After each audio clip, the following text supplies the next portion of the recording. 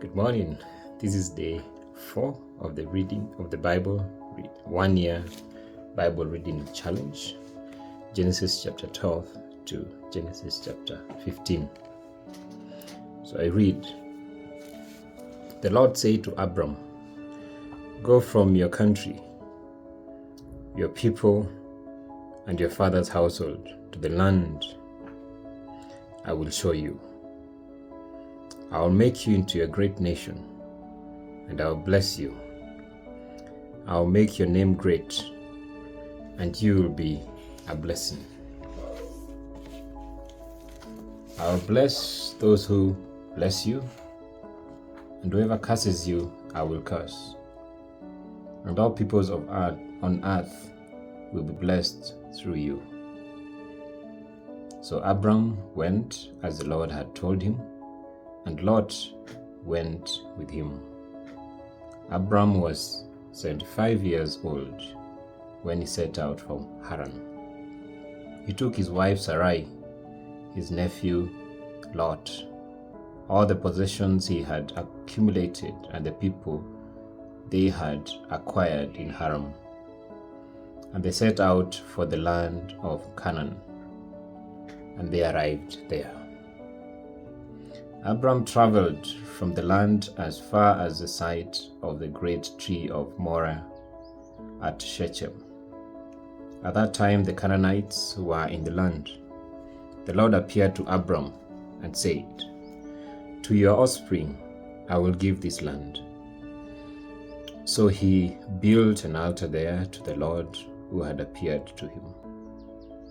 From there he went on toward the hills east of Bethel, and pitched his tent. With Bethel on the west and Ai on the east, there he built an altar to the Lord and called on the name of the Lord. Then Abram set out and continued towards the Negev. Now there was a famine in the land, and Abram went down to Egypt to live there for a while, because the famine was severe. As he was about to enter Egypt, he said to his wife Sarai, "I know what a beautiful woman you are. When the Egyptians see you, they will say, 'This is his wife.' Then they will kill me, but will let you live. So you are my sister." Verse 13, "Say you are my sister, so that I will be treated well for your sake, and my life will be spared because of you." When Abram went to Egypt, the Egyptians saw that Sarai was a very beautiful woman. And when Pharaoh's officials saw her, they praised her to Pharaoh, and she was taken into his palace. He treated Abram well for her sake, and Abram acquired sheep and cattle, male and female donkeys, male and female servants, and camels. But the Lord inflicted serious diseases on Pharaoh and his household because of Abram's wife Sarai. So Pharaoh summoned Abram. "What have you done to me?" he said. "Why didn't you tell me she was your wife? Why did you say she is your sister, so that I took her to be my wife? Now then, here is your wife. Take her and go." Then Pharaoh gave orders about Abram to his men, and they sent him on his way with his wife and everything he had. Chapter 13. So Abram went up from Egypt to the Negev with his wife and everything he had, and Lot went with him. Abram had become very wealthy in livestock and in silver and gold. From the Negev, he went from place to place until he came to Bethel. So the place between Bethel and Ai, where his tent had been earlier, and where he had first built an altar.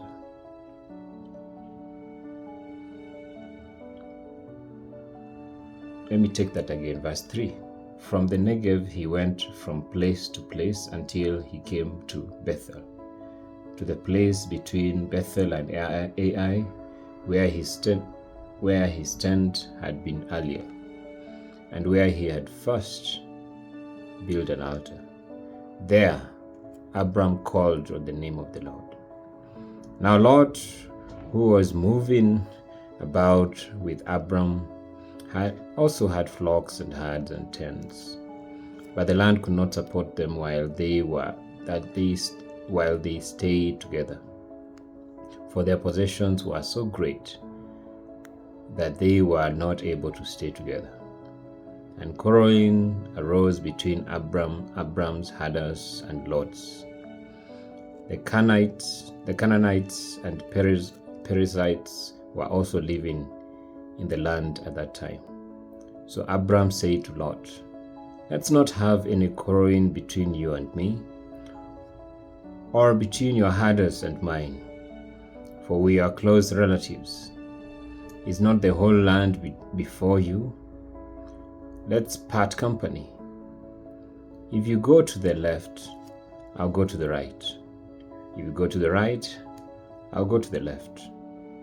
Lot looked around and saw that the whole plain of the Jordan towards Zoar was well watered, like the garden of the land like the garden of the Lord, like the land of Egypt. This was because the Lord destroyed Sodom and Gomorrah. This was before the Lord destroyed Sodom and Gomorrah. So Lot chose for himself the whole plain of the Jordan and set out towards the east. The two men parted company. Abram lived in the land of Canaan, while Lot lived among the cities of the plain and pitched his tent near Sodom. Now the people of Sodom were wicked and were sinning greatly against the Lord. The Lord said to Abram, after Lot had parted from him, "Look around from where you are, to the north and to the south, to the east and to the west. All the land that you see I will give to you and your offspring forever. I will make your offspring like the dust of the earth, so that if anyone could count the dust, then your offspring could be counted. So go, walk through the length and the breadth of the land, for I'm giving it to you." So Abram went to live near the great trees of Mamre at Hebron, where he pitched his tents. There he built an altar to the Lord. Chapter 14, Genesis. At the time when Amraphel was king of Shinar, Arioch, king of Elasa, Kedorlaomer, king of Elam, and Tidal, king of Goyim. These kings went to war against Bera, king of Sodom, Birsha, king of Gomorrah, Shinar, king of Admah, Shemeber, king of Zeboim, and the king of Bela, that is Zoar. All these latter kings joined forces in the valley of Siddim, that is the Dead Sea Valley. For 12 years they had been subject to Kedorlaomer, but in the 13th year they rebelled. In the 14th year, Kedorlaomer and the kings allied with him went out to defeat the Zarephites in Ashtaroth, Carmine, the Zuzites in Ham, the Emites in Shavel Kiriathaim, and the Horites in the hill country of Seir, as far as El Paran, near the desert. Then they turned back and went to En Mishpah, that is Kadesh, and they conquered the whole territory of the Amalekites, as well as the Amorites, who were living in Hazazon Tamar. Then the king of Sodom and the king of Gomorrah, the king of Admar, the king of Zobayom, and the king of Bela, that is Zoar, marched out and drew up their battle lines in the valley of Siddim against Kedorlaomer, king of Elam, Tidal, king of Goyim, Amraphel, king of Shinar, and Aroch, king of Elasah. 4 kings against 5. Now the valley of Siddim was full of tar pits. And when the kings of Sodom and Gomorrah fled, some of the men fell into them, and the rest fled to the hills. The 4 kings seized all the goods of Sodom and Gomorrah and all their food. Then they went away. They also carried off Abram's nephew Lot and his possessions, since he was living in Sodom. A man who had escaped came and reported this to Abram, the Hebrew. Now Abram was living near the great trees of Mamre, the Amorite, a brother of Eshcol and Aner, all of whom were allied with Abram. When Abram heard that his relative had been taken captive, he called out the 318 trained men born in his household, and went in pursuit as far as Dan. During the night, Abram divided his men to attack them, and he routed them, pursuing them as far as Hobah, north of Damascus. He recovered all the goods and brought back his relative Lot and his possessions, together with the women and the other people.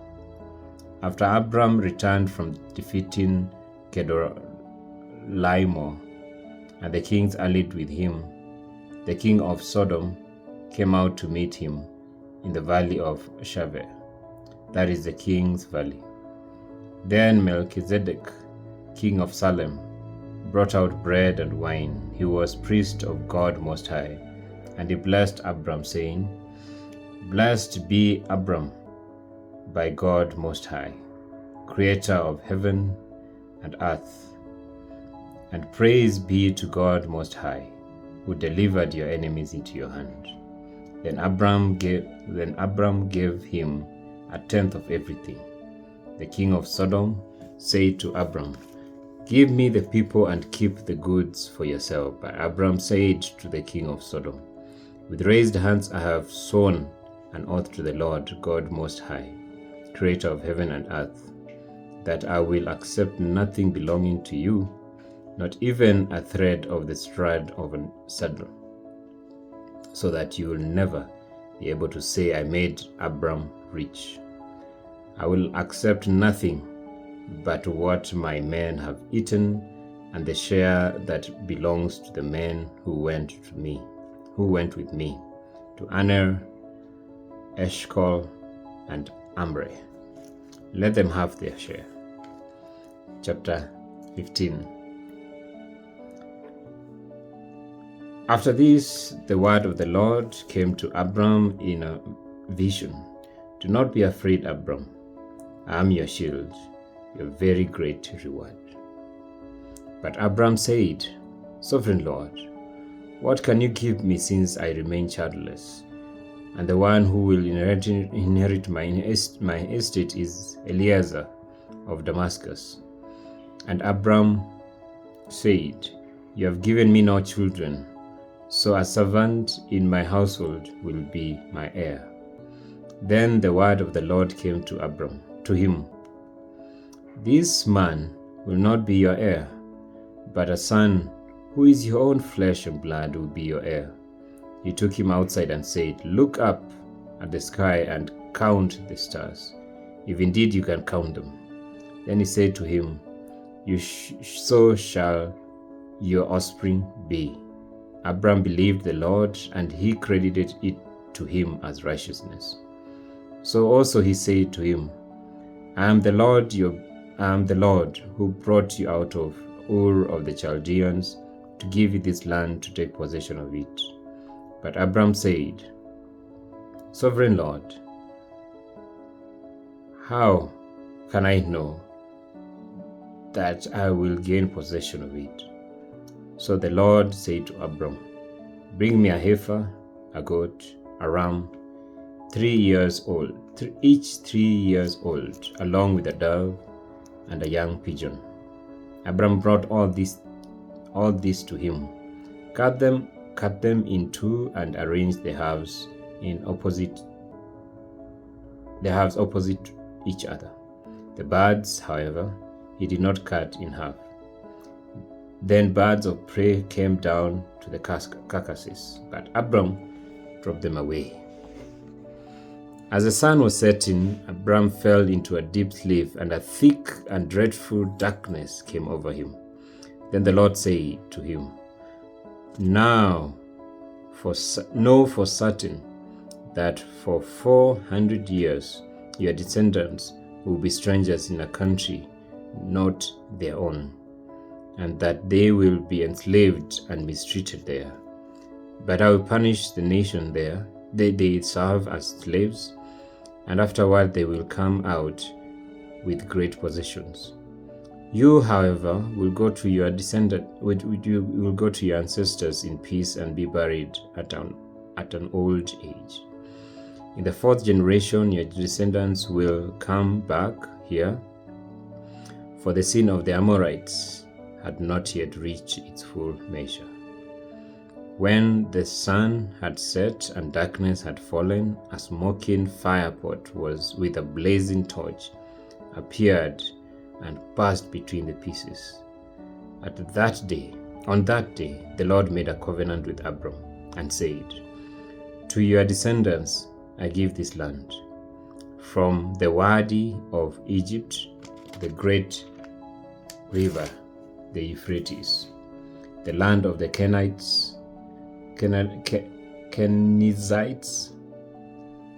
Kadmonites, Hittites, Perizzites, Rephites, Amorites, Canaanites, Girgashites, and Jebusites." Thank you so much. We'll pick it up from there tomorrow.